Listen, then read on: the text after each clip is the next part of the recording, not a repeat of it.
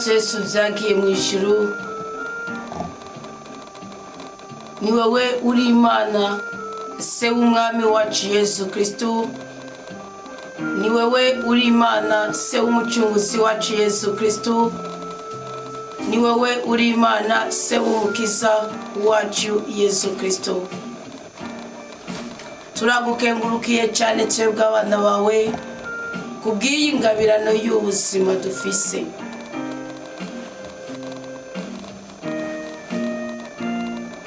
Tugushimiye cyane kuko dukunda kandi uhorana natwe.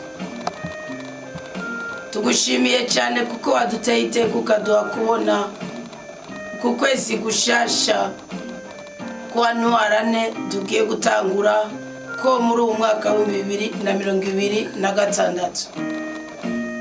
Turabizi neza ko iyi minsi 60 uduhaye kubona muri uyu mwaka bitahawe bose nta nuko byahawe benshi, ariko twebwe wiyumviriye kukabiduha. Ntabwo ari kubera turi intungane Mukama, ahubwo ni kubera urukundo rwawe, ni kubera imbabazi zawe, ni kubera impuhwe zawe, ni kubera ububasha bwawe, ni kubera ubudahangarwa bwawe. Turakwisabiye uduhe umugisha mu izina rya Yesu Kristo. Turasabye ngo amaraso ya Kristo atweze ubwoko bwawe, kugira ngo uku kwezi kw'amasezerano adasanzwe kandi ashingiye mu isi y'ibitagaragara kutwerere, kuduhindurira amateka, kuduhindurira amazina. Turaciye bugufi kuko uri Imana nyene ijuru n'isi. Turaciye bugufi kuko uri Imana nyene ibitangaza. Turaciye bugufi imbere yawe, tuje kuri uyu musozi w'amasezerano, tuje kuri iki gicaniro c'inava, tuje kuri iki gicaniro cy'ubutabazi bwawe ku buzima bwacu, kugira ngo utwumve, utwumvirize, utunezereze, udutabare, utubohore, uduteturure kandi uturenganure mu izina rya Yesu Kristo. Ninahaswa Mukama kubwiza wadukoreye ibyo uri kuradukorera n'ibyo ugiye kubandanya udukorera. Ninahaswa Mukama kubw'ijambo ryawe rimurikira ubuzima bwacu.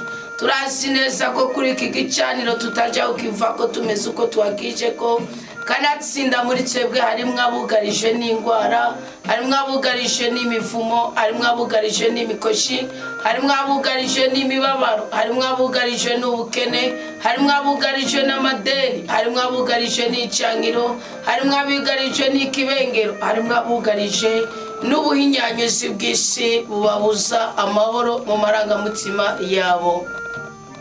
Turagukomeye amashi utugirira ikigongo, turagukomeye amashi uduha amahoro yawe, turagukomeye amashi uduha urukundo rwawe, turagukomeye amashi ububasha bwawe buze muri twebwe. Turagukomeye amashi ngo amasezerano yawe asesangurwe mu buzima bwacu, tubone gutabagwa kuri iyi si y'abazima. Niwe watwemere ko nitugendana nawe uzodutabara, watwemere ko nitugendana nawe uzotubohora, watwemere ko nitugendana nawe uzodutera iteka, utwemera ko uzodutetura kandi mu makuba yose ukaduhaza ibyiza byose dukenereye kuri iyi si. Ntabwo tuje muri indi zina na rimwe Mukama, tuje mu izina ry'umwana wa Yesu Kristo, tuje muri rya zina riri hejuru y'ayandi mazina yose, tuje muri rya zina ry'ubutabazi, tuje muri rya zina ry'uburengezi, tuje muri rya zina ry'ubudahangarwa, tuje kugutakambira, tuje kugushimagiza, tuje kukwitura, tuje kugusaba ngo utubere umweranda, utubere umunezero, utubere umuhesha w'umugisha, kanatsindura Imana, uturengera mu ntege nke zacu, ukaturenganura aho twarenganije, kandi ukadutera iteka ukaduhoza amarira tugendana mu mitima yacu. Sesekariza ububasha kuri twebwe turiko turagusengera mu kuri kw'ijambo ryawe. Turaje ngushira akanyamuneza mu mitima yacu nk'uko ubuhanuzi bubitubwira, umaze amasezerano y'umugisha, amasezerano y'umunezero, amasezerano y'ibyishimo, amasezerano y'ubuhigwe, amasezerano y'ubudahangarwa, amasezerano y'ugutabarwa, amasezerano yo gutsindishirizwa atwuzuremo nk'uko wabidusezeraniye isi itaranaremwa ku bwacu.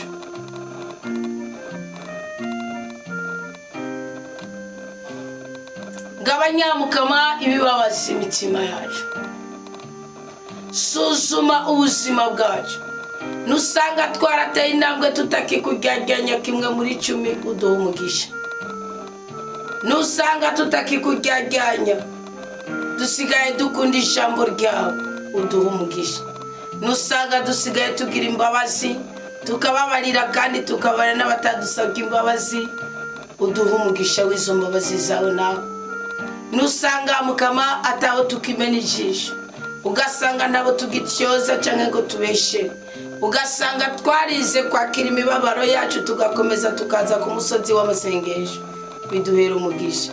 Mukama suzuma nusanga mu byo waduhaye uyu munsi abahawe bike n'abahawe byinshi atawa kuryajyanije kimwe muri 10, wese udukure kw'ibyonyi, amazina yacu yakure ku rutonde ruri imbere y'abarozi n'abapfumu, impuzu zacu, ubuzima bwacu, ubutunzi bwacu ubikure mu kavuyo, ubikure mu mivumo, ubikure mu mikoshi, ubikure guhangayika, udushire umunezero utagira ukungana. Mukama duha umugisha mu izina rya Yesu Kristo. Mukama duha umunezero mu izina rya Yesu Kristo. Mukama duha agahimbare mu izina rya Yesu Kristo. Mukama duteturura abana bawe. Mukama dutera iteka. Mukama tugirira imbabazi. Mukama duha umutima wihangana. Mukama duha umutima ukubaha. Mukama duha umutima ufise imbabazi.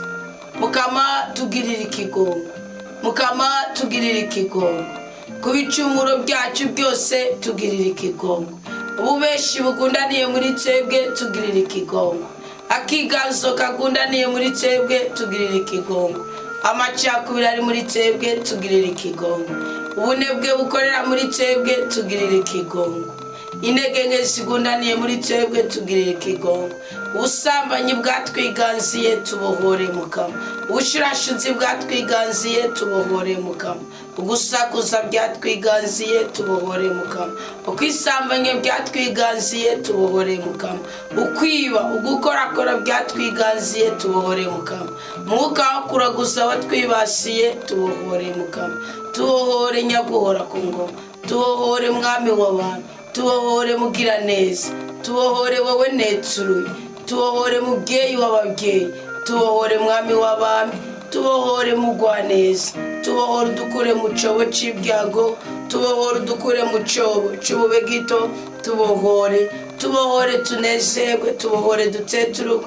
Tubohore duhimbagwe. Tubohore tugire ubuzima mu izina rya Yesu Kristo. Twuzure mutima mweranda. Aduha umugisha.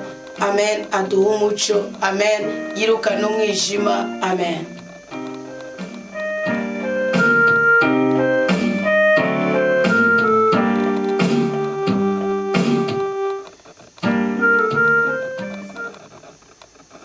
Tugire Kristo. Muraho murameze neza. Inema y'Imana ibe mu mitima yacu igwiriye gose. Urukundo rw'Imana ruhaze imitima yacu ibyiza byose dukeneye kuri iyi si kugira ngo dushobore kubaho turambye dutunganye kandi imitima yacu yuzuye n'umukama. Ndabaye ikaze muri rizamu risozera irigenekerezo rya mbere ry'ukwezi kwa gatatu mu mazamu atari menshi duhabwa ku munsi w'Imana. Mbaye ikaze ryo kuronka ihumure mu mitima yanyu. Ubundi uku kwezi ni ukwezi kwitiriwe Ruben. Uku kwezi Ruben ninde? Ruben yabonetse gute? Ruben byagenze gute?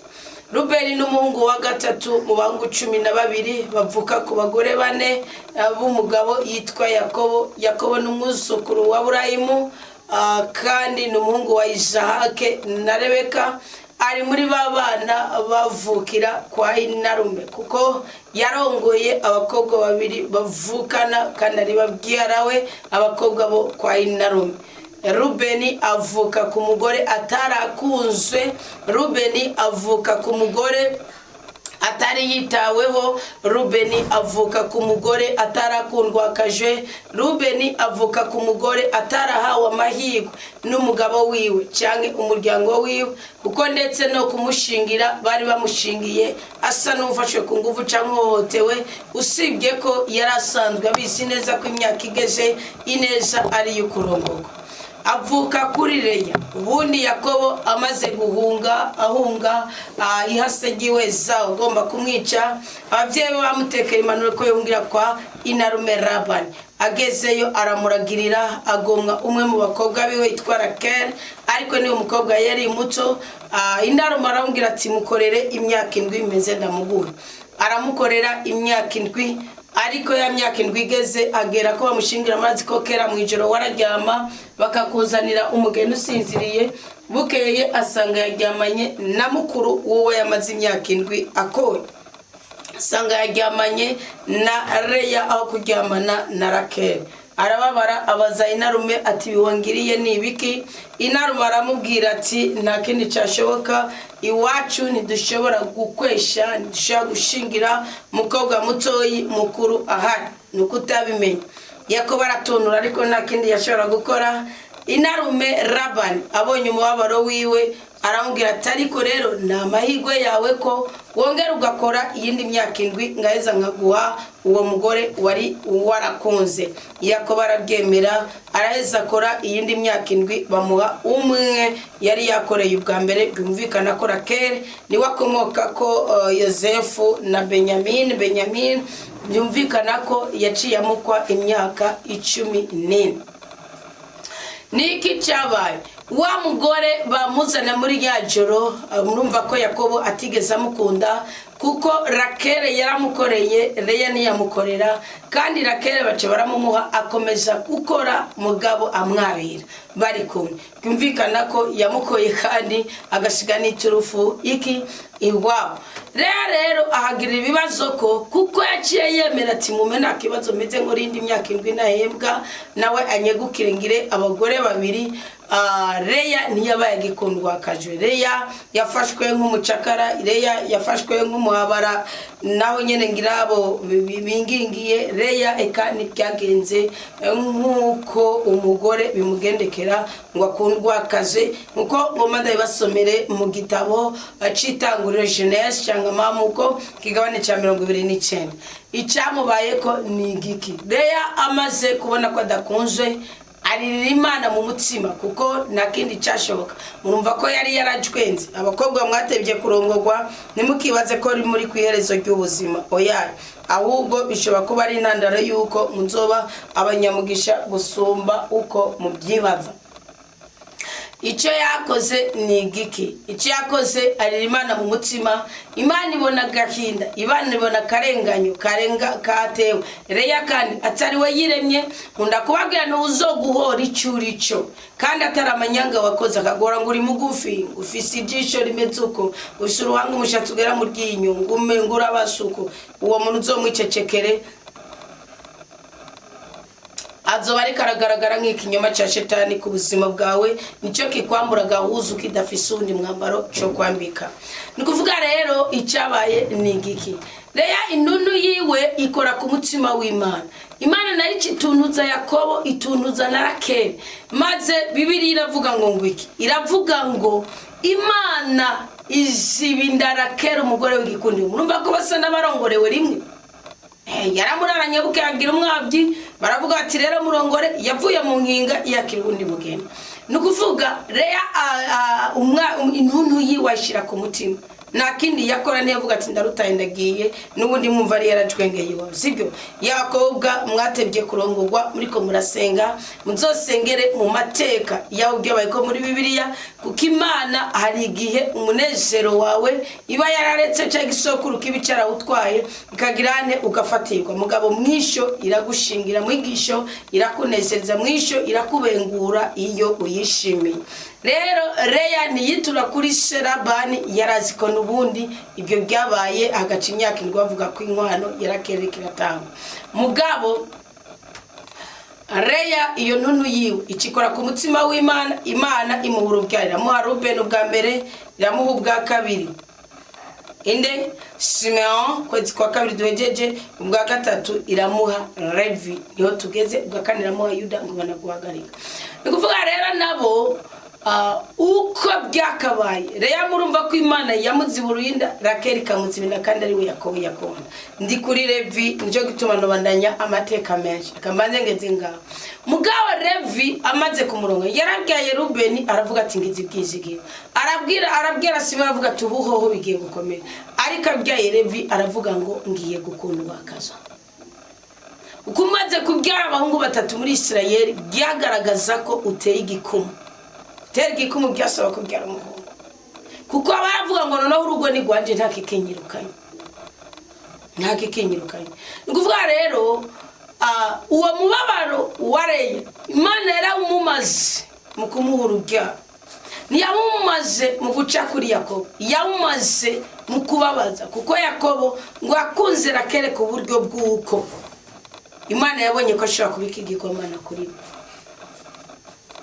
Amateka Rakeli niko ndayavuga, tuzoyaganira ko hageze, ariko ngomba ndababwira ikintu. Uku kwezi nkuko bitubiranye n'umunsi ugira gatanu w'amasengesho muri ya misi 21 itugeza ku munsi uyu muvukano wa studio Restaurant Komera Kristo ni muzima, iki gicaniro igihe cyatanguriye. Nabwiye mabitubirana n'ikarema, ariko nibisanzwe kuko ikarema se abantu bose bifunga, ikarema se banabwirana komeza ubikore kujya uri kurabikora, ariko wumve ngo twebwe muri iyo misi 40 turesheramwo 21 yo gusenga twisonzesha, tugasenga dusaba Imana kongera kutwiyereka, twamadushingira ku misi 21 ya Daniel, kuko niyo misi ihishura ububasha bw'Imana mu buzima bwacu, kandi bidashingiye ku cyo twakoze gusa, ahubwo bishingiye ku mbabazi n'urukundo Imana idufitiye. Gezi katubwira ikibereye gusumba iby'ubuhanuzi, kuko bw'ikinyoma nabwo bubaho buvuga. Imana igashira ko akoro,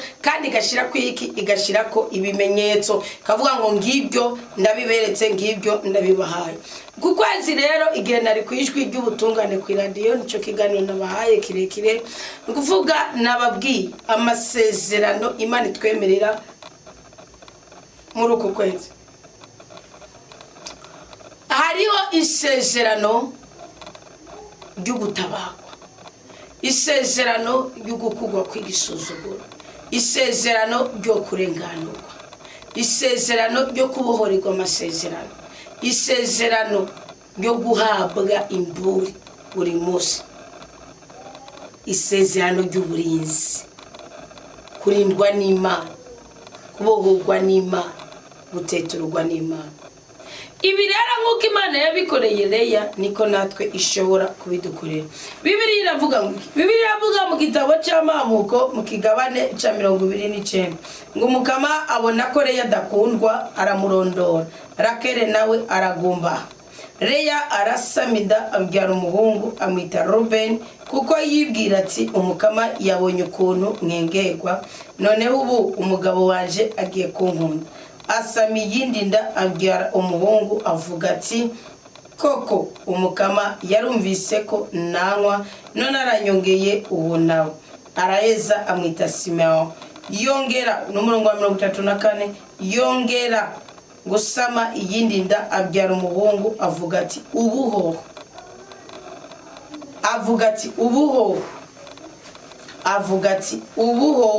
umugabo wanje azonkundwa kaza, kuko ndamubyariye abahungu batatu.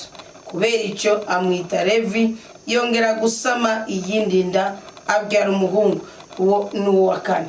Sibyo ngo ubuhoho umugabo wanje azonkundwa kaza, kuko namubyariye abahungu batatu. Mbabwije ukuri, abakwanse, abakwangirije, abakubabaje, abagutaye, abagusuzuguye, bagiye kugira iki? Bagiye guhura n'imbaraga z'Imana, bagiye kubona icyo Imana ikoreye ubuzima bwawe, bagiye kubona icyo Imana ihaye ubuzima bwawe, bagiye gutetereza n'ukagukundwa kaza, kugeza aho wenye n'ubwawo bazovuga ngo nuko bimeze, nuko bimeze. Ibyo rero nimutabiharanira uku kwezi muzoba muhombye. Ibyo nimutabiharanira uku kwezi muzoba muhombye. Ibyo nimutabiharanira uku kwezi muzoba muhombye. Uku kwezi n'ukwezi kuko Imana gushira kwikimenyetso cyo gukundwa no gukundwa kaza apana gukundwa kazwa apana kubisaba. Iku kwezi ni kwa kwezi kuko umugore yatawe Imana imushiramo akanovera kubuzima kandi gateza icyago wamutaye makabahuri nizamuteza icyago kikunaniza izo muteza icyago kijagukura n'ububasha Imana yasize mu buzima bwawe ku buryo bw'uko yisanga akeneye wewe kugira ngo ashobore kumera neza atagikeneye indaya kuko nazo zamutaye zikamushinyaguriza. Uku n'ukwezi abagabo babataye bakagendana n'abamaraya bazogira iki? Abamaraya abanyene aribo bazobifatira ama video, abamaraya abanyene aribo bazobisuzugurira bagahenza bakazamamaza atari warubishizemo, hanyuma bikakugera ko umugabo bikamugera ko akabigitetegwe agaheza akagaruka.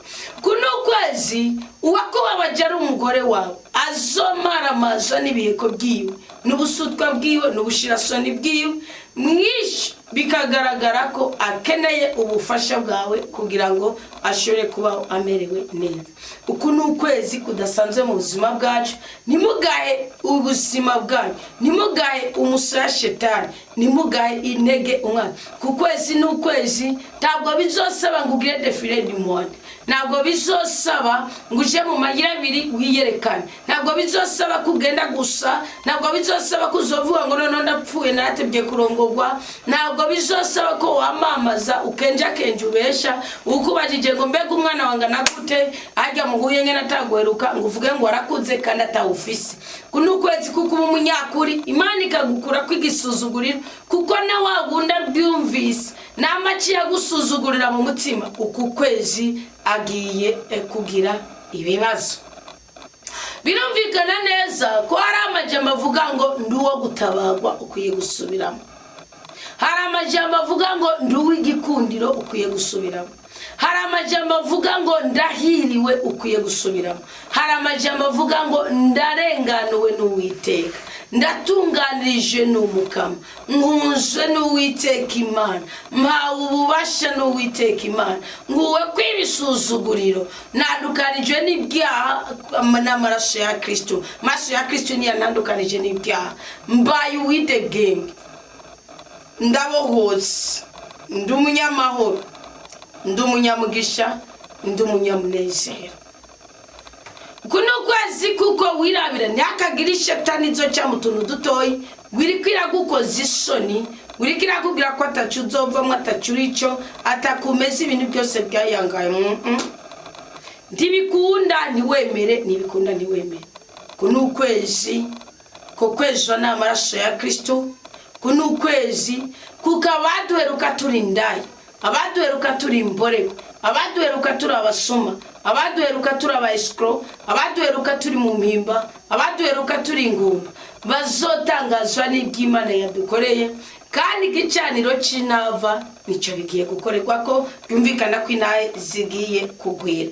None rero ngomba ndakugira inama, Reya ntiyagaze mu mayira abiri ngo atambikize ngo agenda abwire ngo urumva data Labani ngo nawe nshingiye kuri umwishko wawe yarandiye yaramaze. Reya agahinda kiwe yagahaye Imana, Reya umubabaro wiwe yawuhaye Imana, Reya amazina yita abana yamahuye n'umwetse wo kurondera Imana mwibanga, sibyo? Yaravuga ngo ndamwise Rubeni kuko, ndamwise Simeo kuko, ndamwise Levi kuko, ndamwise Yuda kuko, ndamwise ibintu nk'ibyo. None rero bakundwa b'Umukama, ngiki gihe cy'ubutabazi ku buzima bwacu, ntukemere ko ibyonyi byamaze kuza, ingwara zamaze kwinjira ko zigira agaciro mu buzima bwawe. Hari ijambo tugiye kugirwa ko tugiye guhagarara ko kuri uyu munsi wa mbere utubiranye n'umunsi ugira gatanu wa masengesho y'imisi 21.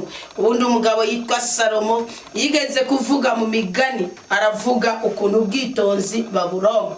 Reya yarahawe ubwitonzi Leya yarahawe ubwitonzi, Leya yarahawe ubwitonzi.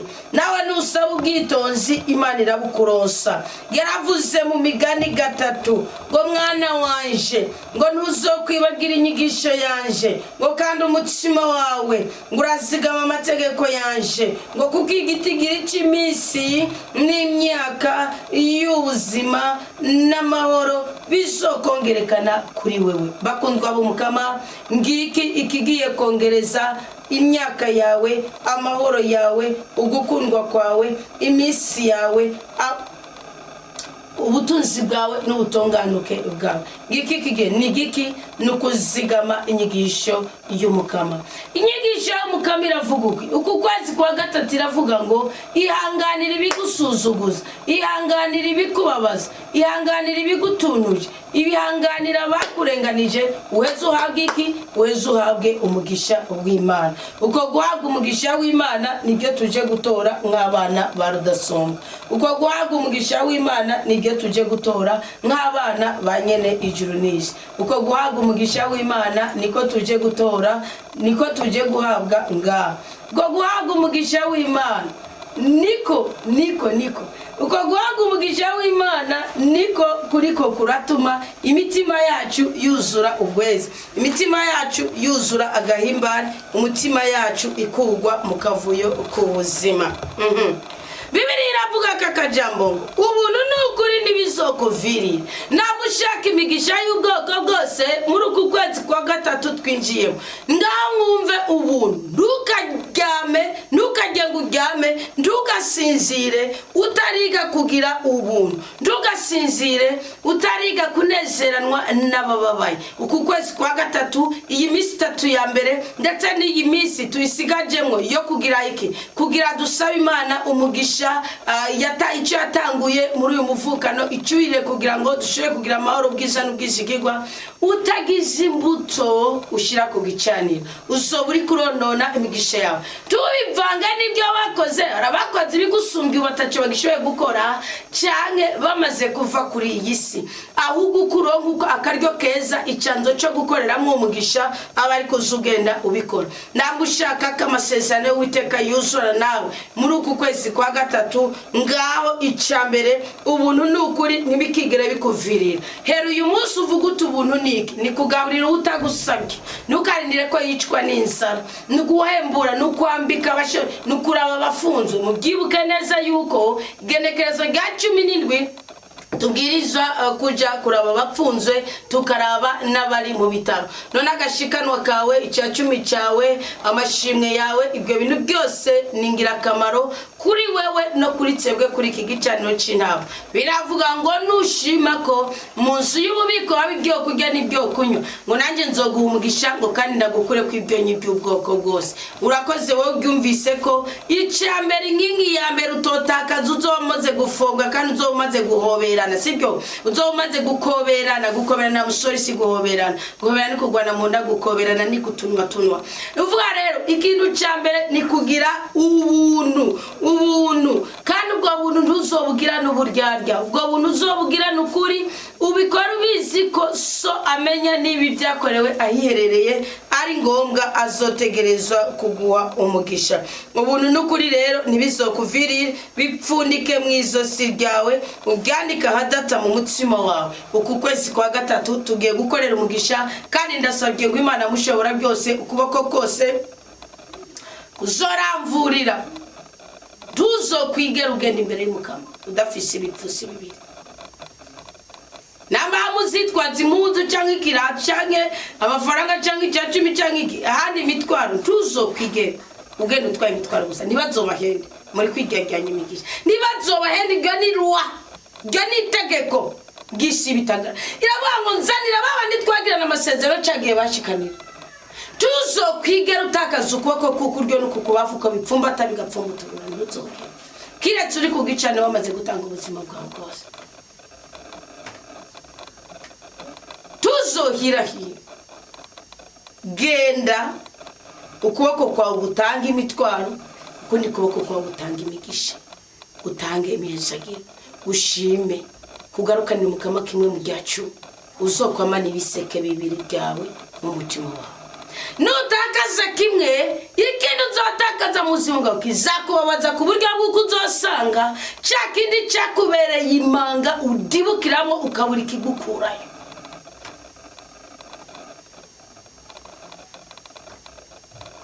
Kabiri, urizigira umukama n'umutima wawe wose kandi ntiwishimikize ubwenge bwawe.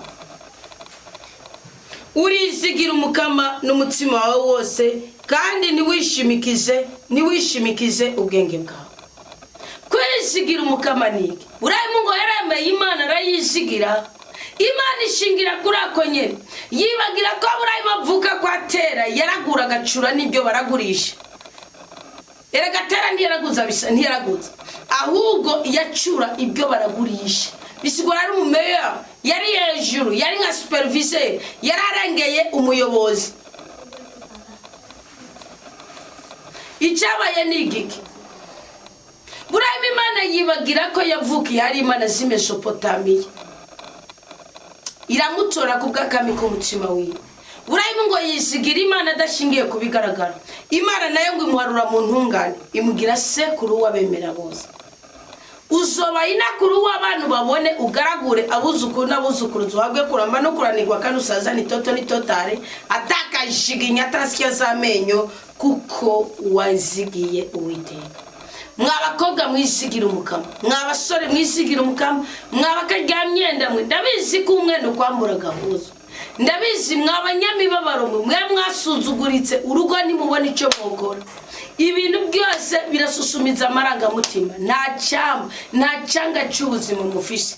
Izigira umukama, mwisigira umukama kuko mu kwisigira umukama haboneka ubutwari, haboneka ububasha, haboneka ubushobozi, haboneka ubudahangarwa. Iyo wisigiye umukama agutera iteka kandi akaguteturura mu makuba atandukanye. Urizigira umukama n'umutima wawe wose kandi ntiwishimikize ubwenge bwawe. Ubwenge bw'umuntu ni intambamyi y'umunezero wiwe. Kubera kandi umunezero nukomoka mu bigaragara, nukomoka ku mafaranga mufise kuri konti kuko areba yafise ubu bajyamye mu mpinga. Hari abayarondeye bashyiramo umwete, bashyiramo n'uburyarya, bashyiramo n'ubwicanyi. Hari abarondeye icyubahiro, barondera amazu, baragira iki? Muko uyu munsi nta munezero afise kandi imyaka yabo y'ubu ninazwa ihereye mu mibabaro yabo. Myaka yabo y'ibyishimo ihereye mu gahinda kabo. Bamwe barapfuye baragenda, abandi Imana yararetse babarira kuri iyi si. Ariko ntabwo amafaranga ari yazana umunezero. Bundi amafaranga ari yazana umunezero, uwiwaje nace ndakubaza icyo nawubuze. Reko atayo mfise. Ariko azombesha Imana izo yanyuma nawe ugawiza ahubwo ati mushire. Ibyarya kandi uzobiza. Zobizana ni ku nyungu yawe n'inyungu yanje n'inyungu rusange. Bibiri avuga mu Baromani 4 ngo iyo Aburahamu yaharewe impera igikorwa yakoze ngo ubundi umukozi wese abegwa n'impera ngo Aburahamu yoba yarose ibijyanye n'ibyo yakoze ngo ariko Aburahamu icyo yarose ni gishingiye ku kwizera kwiwe. Niyo mpamvu yarose ikiri hejuru y'ibindi byose, agira icyubahiro, agira igikundiro, agira igitinyiro, agira ubwizigirwa, agira ubudahangarwa. Vuga ngo Aburahamu reka kwisigira ubwenge bwawe.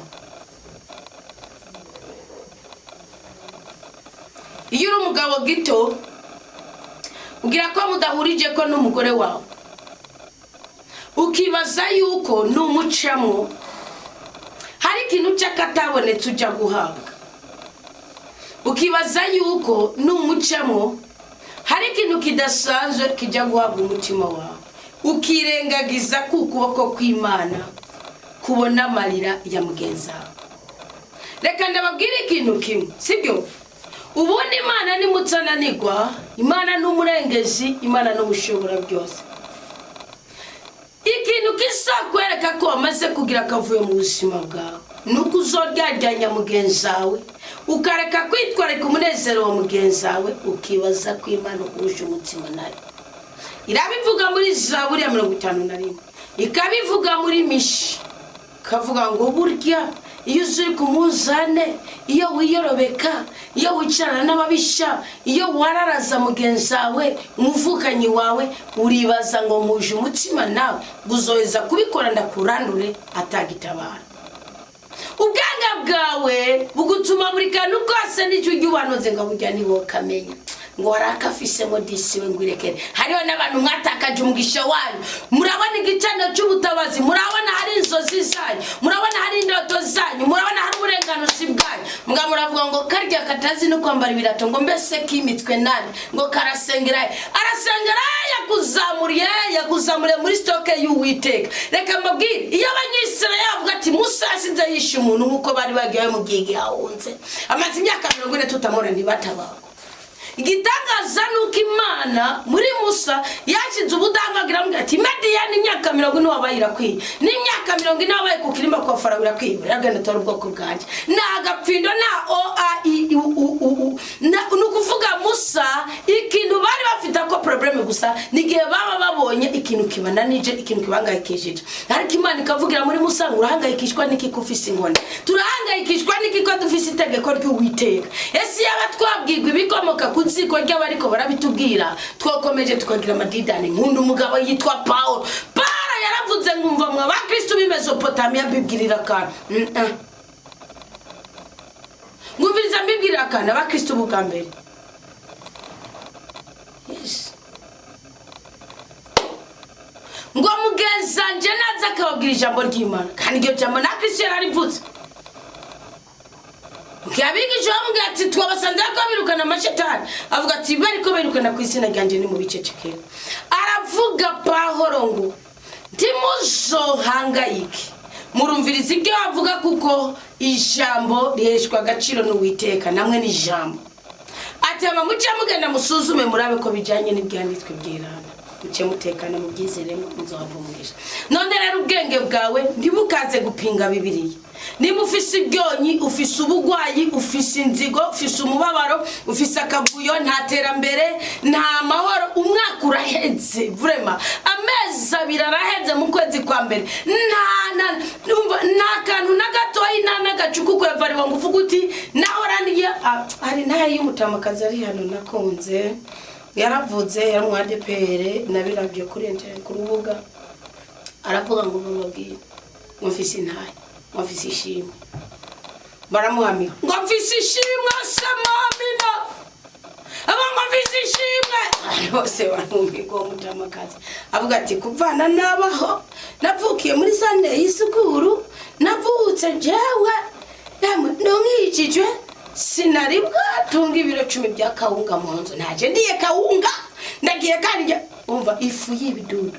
Abantu bose bamwe bafise amafreezer ari mu ibiro by'imene n'ibiro by'inga n'ibiro by'amafi barakyura amazi ati ryo shimwe riritwa ngo iki ngumwe araza ati nyakuru ndagwaye n'ibiro 10 kandi by'umuceri wundi ati nyakuru wabibitse ndagwaye imiryango y'inzu batazobikwiba. Aravuga ati ngira ishimwe umva da nugatakaza amashimwe mutima ngo n'ubwenge bwawe n'ubuhanga bwawe. Abo bantu bakozwe ku mutima ko batari bwagira amashimwe mu buzima bwabo, kandi amashimwe hari abagize abari musi yabo bexposa amashimwe.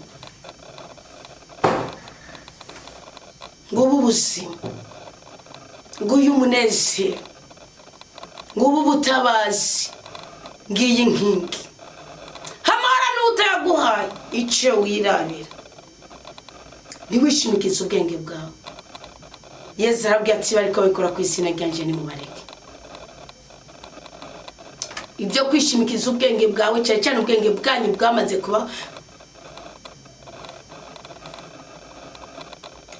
kuba umeze nk'iki.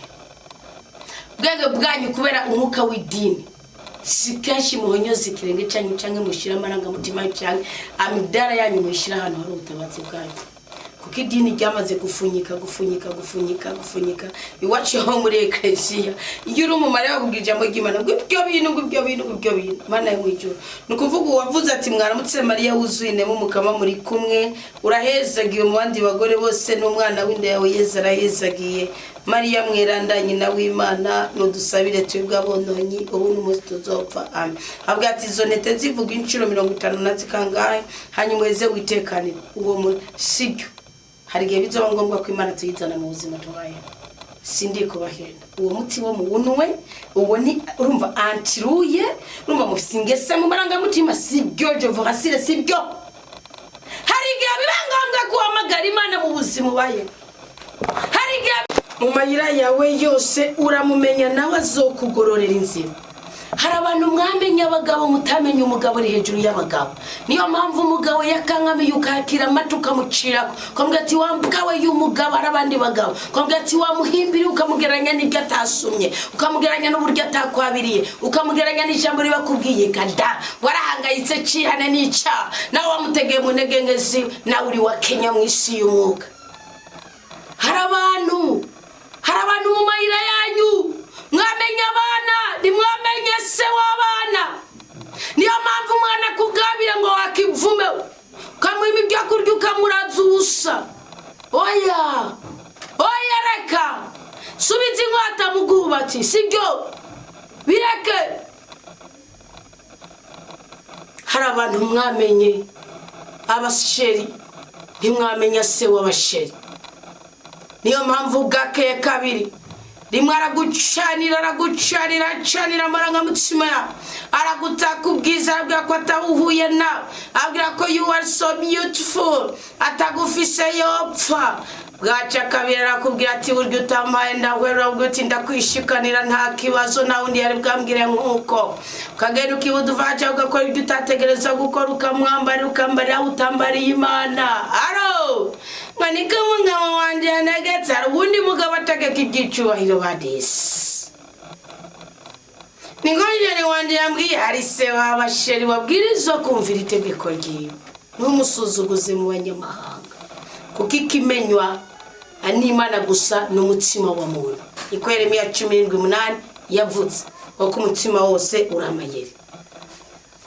Harabamenye udufaranga nibamenya nyeri zawe ni feza. Zaburi ya 24 bakubita hasi mukagwa mwubamye kandi mutari bene Goliati muri bene Kristo. Muri ntare zo muryango wa Yuda mu gishitsi cya Yesu.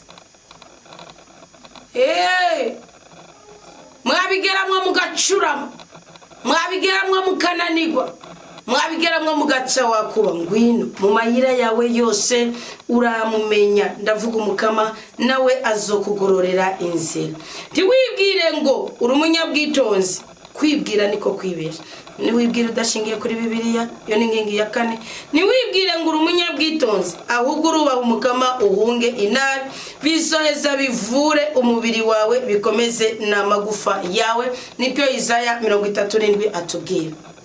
Iyo wibwira iby'ineza ukibwira ibishingiye ku itegeko ry'Uwiteka uhabwa umugisha uteye ubwoba kandi utangaje kubwo ubwami bw'Imana bugundaniye mu buzima bwacu. Ariko iyo wibwira mu mutima wawe ibijanye nibyo ushoboye gukora ibyo ugezemo ibyo ubona.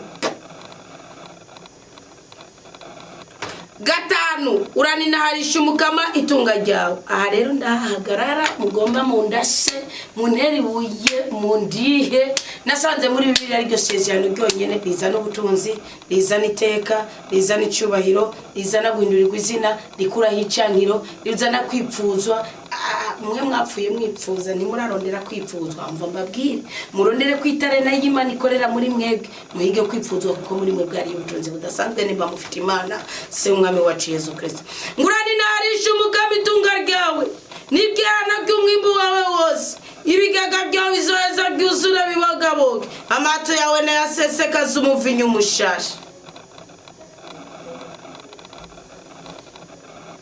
Kandi ngeza ngaho kuninaharisha umukama itunga ryawe mbabwije ukuri guhereje muzogira ubutunzi kandi muzohura n'abahisha bo mugisha Melkisedeki abaheraniwe mwishugwe abaheranye muhabwa ububasha bwo kwishura mwishurirwa imyenda.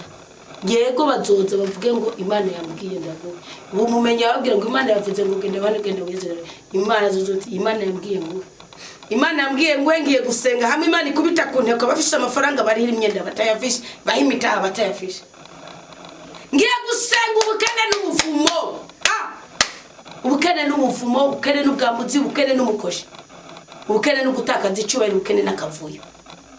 Yukanyura umugore ugahiraruka gideni kigawa cya kuri ideni kibona ko kigufise mu ntoki kiraga ngiye gusenga ibyonyi bihunge. Ariko nawe nimba tubyumva kumwe ninaharisha mukamitunga ryawe ntukamuryaganye kimwe muri 10 ntukamuryaganye shikanwa ntukabure insuhuzo y'upfunzwe canke y'ubugwayi. Genda ku gicaniro usanzwe ufise kwigicaniro cy'ubutabazi bw'Imana ku buzima bwawe. Washira ituro ryawe, washira ishimwe ryawe, washira umuhigo wawe, washira isengesho ryawe, washira icacumi cyawe. Ukugwe kwa kavuye wa mukobwa we, ukugwe kwa gacinyaguro wa musore we, ukugwe ko imyuka mibi wa mugore we, ingozanyi muzubake, uburundi bwacu tubwubake, umugisha w'Imana uze kuri tewe. Ninaharisha Imana itunga ryawe. Bana kwinarisha umuntu wagusa winenga. No mvura ikigwara, wowe bagwa fagitera miliyoni ya puruta baranakubwiye ko atawufise okwivuza ngo ukire mugara umuntu nagwaye malaria kene wo mugura ko wariteme canke kinini sibyo genda ukimugurira amucugira utakuti kwa kakavuya kingwara ko amaye twiye amafaranga nanje ngo mbere kuza ndavuza abahari ubone gushimwa ubone kuzamurirwa amateka nimba ari kintu Imana yabuze ngo nabashima none wowe ugwaye wowe uri ingumba wowe ufise ikibengero wowe watwenze wowe wananiwe wowe warushe wowe wago wowe wagizeni wowe genda uzamura amashimwe ku Mana urabe ingene bishimishije bikomoka mu kuboko k'Uwiteka bikatugera ko twese ngo yarasaba mwawina none ndavuye ndababwije ukuri bashigituma muja ugicaniro ni kwangirika kandi nanje nico cyanjanye ugicaniro mugabo mwagumye mufikinata muguma mudeka izi nkingi mwarazinuge izi nkingi nimba warazinuvye nukuramwe nimwe ntibikunda ukwari zitanu subizamwe oduzumvirize nimba ukuyemwe nimwe ntigikunda uzora mukavuye no musibyemereje byanyu no musibiryoheje bibihe no musibitukureje bwirahure no musibyereje bise nafuru mwana wanje nuzokwanga indero y'umukama kandi ntuzoneba gura impanuro ziwe mwako umukama akunda ni wahana nk'umubyeyi ku mwana akunda cyane nubona utebye kuronka sheri utebye kuronka abakwishura utebye ariko mana ducira inzira abaduhaniye batwishure nanje ndi mwaho batwishure kandi turekene ubakubite kuntoki abaduhaniye bayafise abantu baheranye nabo batayafise urabo bakubitira kuntoki bajye babataye bayafise abahubuzi babayifasha babagerura mu mutima wa ko nigeze gusenga Imana ndabwira ni woma nk'umuntu agira imyenda gacungira nk'umuja we ca musukuru no bikwemere kuko ndazi ko ubwo buja no busukuru teba nkabwigo byora imyendirana ni bwigo byora kwera umusipingu yarakubise n'akajonda kinjira mugabo ngiyabayiherezo ndabara yenzosori nzokinjira mu nzizi jamo k'Imana mbwa nimuzonziza amadeni nabasake wapi ndawutubika mwere po mwara burundu ngende Mana nutangaburira ubyumve narakomye nukuvuga rero ngire nikira kabiri muze twisuzume twisubireko izi nkingi zitanu zigiye kukujabukanira mu masezerano yawe ugakugwa kw'ibyonyi byose muri ku kwezi kwa gatatu ugatunga amashimwe ukagira ibyizigiro ukishimirwa n'Imana ugakugwa ku cavu ugashigwa ku cate uzumve ubuntu n'ukuri nibikuvirire ubipfundike mu isosi ryawe ubwiyandika data mu mutima wawe kandi nubikora ndasabye ngo Imana igukure ko iyo operation ikurindiriye gukure ko ibyo byonyi ibyo bibyimba ico cangiro uwo muvumo uwo munaniro ubwo bugumba uko kwangirika uko gusenyuka ku rugo rwawe ngo kandi umutima wawe urazigama amategeko y'umukama kuko igitigira icimisi n'imyaka y'ubuzima bwawe ndetse n'amahoro y'umutima wawe bizoca byongerekana kuri wewe turi imbere yawe nyagora ku ngoma dushima ukuri ku ijambo ryawe turi imbere yawe dukenguruka ubutware ububasha ubushobozi n'ubudangagwa bwawe turi imbere yawe dushima iteka n'icyubahiro washize muri twebwe kandi tugushimiye kuko twijeje kuko kwezi kwa gatatu ugiye kubana natwe ikimenyetso nuko tubwiye ibintu bitanu twokora kandi bihagarikiwe no kubaha amategeko yawe mukama turagusabye ingabirano ya mutima mweranda kugira ngo ubuntu n'ukuri ntibizokwigere bituvirira turakwemere ko tugiye kubipfundika mu isosi ryacu ngizohengamira iburyo canke ibubafu aho washize igicaniro cy'ubutabazi bwawe ku buzima bwacu tuzokubahiriza amategeko uzohashira ibyo uzotubwira bishingiye kuri Bibiliya byose tuzobikora, nawe urangura icyo watwemereye, ugaragaze kuri Imana itunganye nk'uko Zaburi ya 51 bivuga. Utugirire ikigongo, wibagire ibicumuro byacu, wibagire ibibi byacu, wibagire ibyaha byacu, ntubyandike ahubwo bitumure ku muyaga bihunge bigende, ubishiburire hakurya yaho tutazongera gusubiza ibirenge byacu, kugira ngo icyeyi cyose tugikugwe ko mu izina rya Yesu Kristo. Natwe twakiriye amategeko yawe, twakiriye ingingo zawe, twakiriye amabwiriza yawe, tubyanditse ahadata mu marangamutima yacu. Ni wowe Mukama uzoturaba ryiza, ni wowe Mukama uzoduha ubwenge, ni wowe Mukama uzotubera umuhanuzi, umurinzi, ni wowe Mukama uzokwama uhangaza ubuzima bwacu. Turakwemere ko tuyowe na mutima wa mweranda, tukamurikirwa na Bibiliya ukuri kw'ijambo ryawe, inkota y'ubugi bubiri, tugiye kukwisigira Mukama n'imitima yacu yose, kandi twishimire ubwenge bwawe, ubutore bwawe, impuhwe zawe.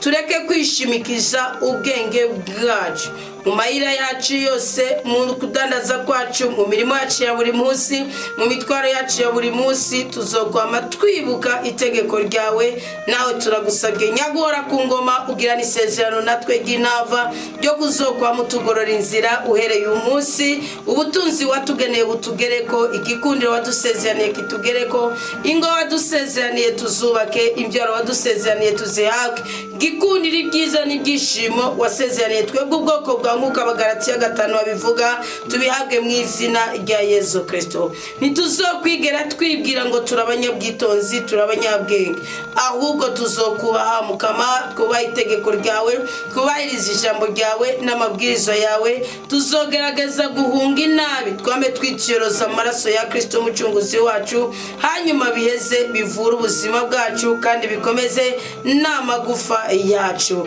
Tuzokuninaharisha nyagora ku ngoma, itunga ryose uzoduha, nuduha byinshi tuzobigarukana iwawe, kuko kimwe muri 10 ntituzokwigera tubikwima. Nuduha 100 tuzorizana, nuduha 110 tuzorizana, nuduha 1,100,000 tuzobizana. Ndabizi neza ko nyagora ku ngoma n'ibyimburyo n'ibyerano byo mu mwimbu yacu uzoheza ugacubisesekarizamwo umugwiza. Urakoze kutwemere kw'ibigega byacu bigiye kuzura kandi bikabogaboga. Urakoze kutubwiye ko amato yacu yose agiye gusesekaza umuvinyu mushasha, izaho n'ufeza bikatubako amahoro, ituze, itekane, ubwenge n'ubwitonzi, ubasha n'ubushobozi, igikundiro n'ubudahangarwa byose bikaba mu buzima bwacu. Dukure kw'ingwara zitandukanye, imikoshi itandukanye, twubakire imibiri mishasha ibingoro yawe, gutyo tunezerezwe n'icyo turi, nawe unezerezwe no kuduha umugisha. Rutare rw'ubuzima bwacu, wenye n'ijuru n'isi. Waravuze ngo mwana wanje ntuzokwanga indero y'Umukama, kandi ngo ntuzonebagure impanuro ziwe. Nitwovyubaka kuri umubyeyi tukabibondo, uri umwami tukaba abantu bawe, uri umuremyi tukaba ibiremwa byawe. Mukama, nuduhana ntuzoduhanire kure y'urukundo rwawe, ntuzoduhanire kure y'imbabazi zawe. Urakoze, turaciye bugufi, tubera umubyeyi, tukubera abana, uduha umugisha n'umugwiza, uturinde kubabara, utuhagurire imbibe, uduteture mu makuba y'ubwoko bwose. Duherewe uyu munsi tugushinge nawe ku byiza byose ugiye kudukorera, mu izina rya Yesu Kristo. Natwineza kuri twebwe, mwavuguruza icitwa inabi cyose, duha umugisha kuko uri Imana yacu. Amen, amen, amen. Maranatha. Reka ndabivuge ko ndagukunda cyane rwose, ndagukunda cyane Mukama Yesu Kristo, uri umwami wanje. Reka ndabivuge ko ndagukunda cyane rwose, nkundira ndabihamye ko ndagukunda cyane rwose, ndagukunda cyane Mukama Yesu Kristo, uri umwami wanje. Reka ndabivuge ko ndagukunda cyane rwose, Uwiteka duhanze ibyiza byiwe mu izina rya Yesu Kristo.